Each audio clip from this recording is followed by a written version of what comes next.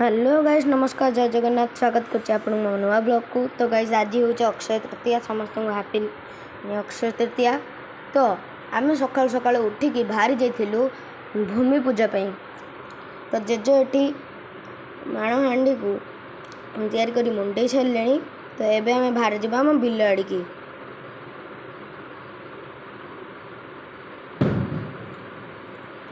जेज बेसन घर नहीं आई आम माणबसा कुंड को।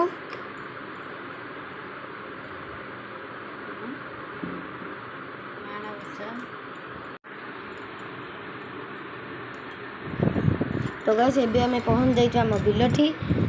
जेज आम कोकईटी को लेकिन पहुँच जाइए बिलठी। तो ये जेज भूमि पूजा माटी खोली आरंभ कर सारे।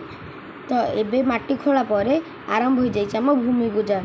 जेज फास्ट कदली पत्र रखीदे आंब पत्र को माटी पोतीदेले। एबे चाउल पकई ता उपरे ठाकुर को भोग लगाउछंती।